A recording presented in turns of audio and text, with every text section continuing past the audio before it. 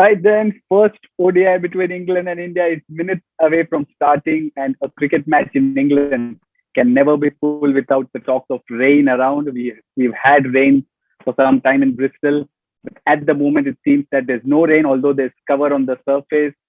It's precautionary, and we should have a start in time. We'll get to know if that is the case indeed. But welcome back to the Outside View Live. I have with me Vanitha VR and Ananya Upendran as we build up to the first ball. Vanitha, what's your gut feeling? How are you? And it is the first ODI, a start of new series, but it's that multi-format series that's been in progress. So your first thoughts on how the game you think will be gone? Well, it whatever little I saw on Twitter updates from BCCI page, it looks like okay, the game is certainly on, but looks like more in rain interrupted game. But yeah, having said, we've already spoken about it quite a lot of times that when you are in England, you are expected, in such situations and such circumstances. But yes, we can expect a full game because England, one advantage is that the sunset is very late, and the sun never sets. I feel there during summer, so it's an advantage that we'll get to witness the full game today. I'm hoping so it happens because all of us are really excited to watch this one-day competition. Yeah, and what would you if you were the captain, what would you do? Because there's rain around, but it's also, remember, a fresh wicket, as Heather Knight said. So what would you do? If it's overcast conditions, if there's a little juice in the surface, it will be at the start. So elect to bowl. You're asking a seamer, I would want to bowl any time. So yeah, I feel like it's probably going to be a win the toss, elect to field kind of day. And also, if there is rain around, you know that the DLS method kind of is in favor of the chasing team. So you need any advantage you can get. So elect the toss, bowl first. Yeah, England have elected to bowl. That the toss has gone their favor, but which also means that Shafali Verma hopefully will walk out to bat. So Vanitha, what you think that she should be doing? Does she rein herself in, or do you want her to play her natural game and start attacking the bowlers from the first ball? Yesterday I was seeing the press conference of Mithali Raj, and she's clearly mentioned that Shefali Verma will be allowed to play a natural game, and more so, I like the fact that how she mentioned about saying that we are there as experienced batters, so we will look after the batting order down the order. So that allows you, and she's also accommodating the players to go out there and express themselves. That's actually something which I really liked about it, and to come out and talk about it in the press conference. So it means to say that the team is already, they have a plan in hand. They have a plan that, okay, that these cricketers are meant to be or allowed to be played in certain ways, and that gives a free hand to Shafali. And also we saw that in test series that Shafali, doesn't matter whether she's a debut or whether she's on 40, she's always played free cricket. She's gone out there and expressed herself, and I think that's what we'll be expecting today as well. But since there's overcast condition, and I'm sure the only instruction what will be given to her is to take some time and just allow the ball to come on, because it looked like a very nice wicket, fresh wicket. I saw a pinch of grass on it, green grass on it. So yes, she will be asked to take some time, but not overcautious also.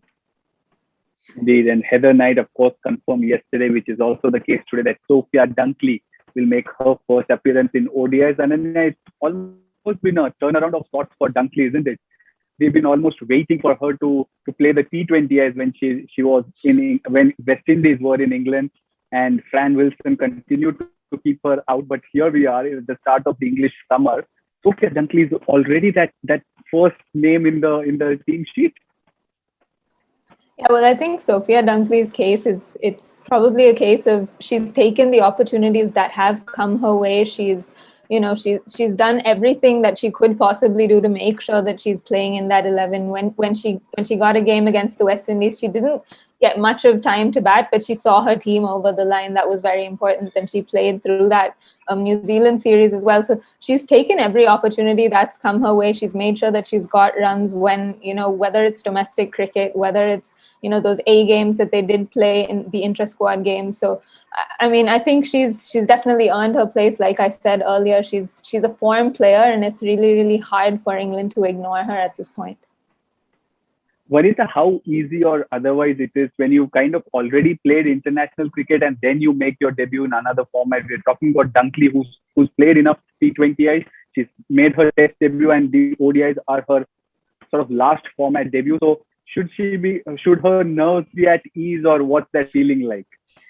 Well, see, the only advantage what these people time and again they get is that they play a lot of leagues around, and be it Super League or be it domestic cricket also, the kind of experience that they all have. I don't think so. The transition period for them is actually quite a lot compared to our Indians, because our Indians, we take a lot of time to go out there and settle. But when it comes to Dunkley, I'm sure playing in that home conditions, she'll already the feeling being inside her that okay, she knows the condition, she knows the ground, and the feeling of having scored in that ground, that makes you feel much better. You carry to that ground with a lot of confidence. When you step in that okay, I've already done it before, and that itself gives you a lot of psychological trigger to go out there and just give your best. And you'll not have certain jinx in your mind also when you've done well in the previous ground and gone about playing so well. You just have to go out there and continue to live your dream there in the ground. Yeah, and then let's talk about that England 11. There is Sophie Eccleston, which was expected, but there's also Sarah Glenn, the leg spinner, and Kate Cross. So your thoughts on that England bowling attack? Because yes, they've chosen to bowl, but it's also because of the overcast conditions and the rain around. So two spinners plus, of course, Dunkley, who can roll her arm over like a right-handed Paul Adams. So your thoughts on that English bowling attack?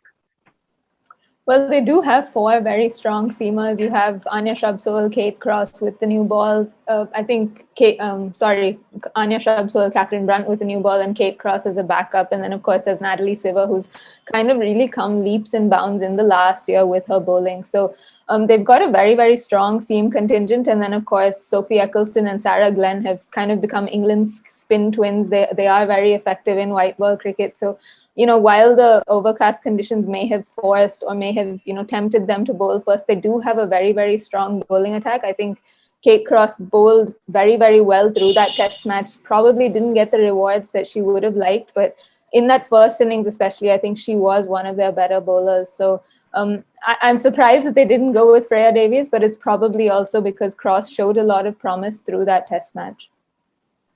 Yeah, indeed. And your thoughts more on Tash Farren missing out, because there's not much practice that India could have with respect to a left arm seamer. That's what Natasha Farren brings to the England setup.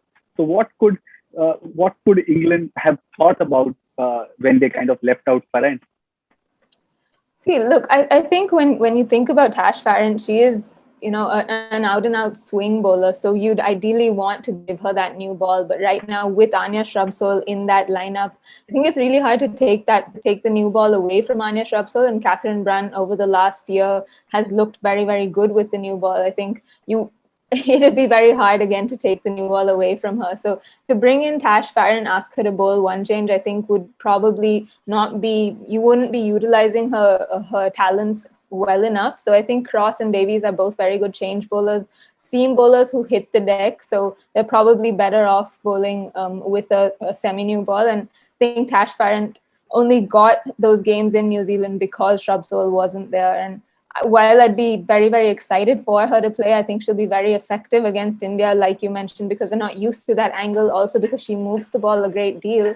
I think she'd then have to oust someone like Anya Shrubsole. So at this point, it looks very difficult. Yeah, fair point. Let's talk about the Indian 11. Of course, they're batting first. England have opted to bowl. Vanitha, that Shafali Verma's debut is confirmed. It's on paper now, but there's also Poonam Raut, who's preferred at number 3. Your thoughts on that? Because we were talking about whether Priya Punia would be in the mix, Jemima Rodrigues would be in the mix, but India have stuck to Poonam Raut, and Shafali has been asked to open. No, clearly with the way how Poonam has performed in the last ODI series, it was expected that Poonam will take the number 3 role, and it also adds a lot of stability to the batting order. With having said two, top aggressive batters on top, you just need somebody to, to stabilize and to rotate the strike and just hold up and anchor the innings, so that Mithali and Harman can do the job later. I think it's a great decision of actually having Poonam at number 3. And Jemmy was expected, to not play in the 11, and so as Priya, because Shafali being in top form, it was expected that Shafali would take the top slot. And I'm really happy to see that, Shafali back in where, probably that's where she belongs. And having said that, it's just the first game. Let's not just jump in and expect too much out of her. That kid is just stepping into the international circuit. We'll have to just give her some more time, to just sink in and feel that, okay, that she belongs to that level, and which I'm sure she's already. But it's just that we all need to back her, is what I feel now. Yeah, India batting first, Ananya, which means it could probably give Poonam Raut the extra bit of time to kind of, take her time, get set, because that strike rate is something that's always spoken in the same breath as Poonam Raut. And against South Africa, we saw she struck in the 70s, but it was also after some time in the middle. Otherwise, she starts slowly. So, do you think that it works in her favor today that she'll be batting first and not chasing a score? I guess so, but I think what will also help is that she is one of India's best batters technically. She is a very technically correct batter. So with overcast conditions, with the ball seaming around, you'd probably want that solidity at the top of the order, someone who could possibly hold fort if things go wrong. So Poonam Raut, I think, likes chasing targets. I think she's a very calculative batter, so she likes chasing targets. While that strike rate is never her friend in international cricket, she is someone who understands how to pace her innings. So I think it's a slightly tricky one, because when you're not sure what kind of total to set, it becomes very difficult when you're setting a target. And I think that's what India have found over the last year, that they've actually, funnily enough, become good chasers, but they don't set a target very well. And I think that's funny to say, because over the years we've seen India probably defend totals a lot better. Their bowling attack has been something they've relied on, but now the batting has really stepped up. So I think it's a slightly tricky phase for Poonam Raut. I'm sure she'll figure it out as she goes along. She's got so much of experience.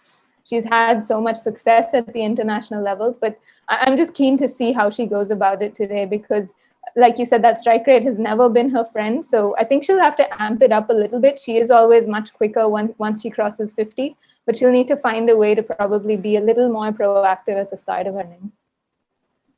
Yeah, and that composition of the Indian 11 says that there are 3 seamers and just 2 spinners. So there's Pooja Vastrakar who's made the cut, but no Sneh Rana. Vanitha, does that catch you by surprise, looking at how she performed in the test and all the talks around Sneh Rana's ability to kind of finish games as well? Are you surprised by what you're seeing, or you expect this 11 pretty much? Honestly, Sudarshan, when the test team was announced in the firstly, this is the 11 I expected for the test series, to be honest. And Sneh Rana there was a surprise for all of us. And then she surprised all of us with the performance. But having said that, now they're going purely with the conditions. It seems like they've gone with the conditions, because having said that, I saw a pinch of grass on the wicket, green grass on the wicket. I think it's a good choice of actually opting for 3 fast bowlers, and this is where I think we have started to build the team for the World Cup. It's a clear indication, having World Cup in the New Zealand. I think it's a good base for a good build up for us now to back the 3 pacer unit. And I'm happy that Ekta Bist has come back in the 11, because she's been our star bowler. Hopefully she'll pick up those 100 wickets today. Hopefully we'll get to see another milestone being achieved by another star player. It's a clear indication that they've picked this 11 based on the conditions, is what I feel now. And I'm sure they've made a wise choice, is what I feel now. And then you're happy to see 3 seamers, because the use of seamers is something that we've seen with India. They're not consistently backing players or not consistently bringing in seamers and having them around. But to see Pooja in the 11, the thoughts on that Indian seam attack for a change? Oh, I think it's very promising that they are backing Pooja as the 3rd seamer. She has shown a bit of flair through her international career. She bowled a couple of bouncers, I remember, in her first series against Australia, and everyone was so excited about her. So, it is great that they have backed her. I am slightly concerned, however, that this may weaken our bowling attack a little bit. It puts a lot of pressure on Pooja, to be able to bowl a good 10 overs. And if she if one of the bowlers have an off day, it then puts a lot of pressure on someone like Harmanpreet Kaur as the sixth bowling option. I think one of India's major issues has been in recent times, especially after the retirements, or after Amita Sharma and Rumelidhar kind of slid out of the system. One of the major issues has been we haven't found a seam bowling all-rounder. So that's always kind of been an issue with our balance. So Pooja has played 6 ODIs, still hasn't taken a wicket in ODI cricket. So, do you actually trust her with 10 overs is a question. I'd love to see her actually bowl those 10 overs. I mean, it will give her more exposure, more experience, but I think it's a challenge. And I hope that we have seen that India kind of, once seamers start to leak a boundary or so in the over, they get pushed out of the attack. That doesn't help with confidence. So hopefully, because of the lack of options, she's given a few more overs and she builds on it. And hopefully she does well today so that we don't have this conversation in the future. Yeah, left arm spinner Ekta Bisht completes that 11. Ananya, once again, let's stick with you because there's enough variety in that bowling attack. You think, especially the spin department, there's Deepti Sharma and Harmanpreet Kaur, the sixth bowler, will get the ball into the right-hander and Ekta Bisht taking it away. Are you surprised to not see Poonam Yadav, or you're okay with Ekta Bisht in the 11?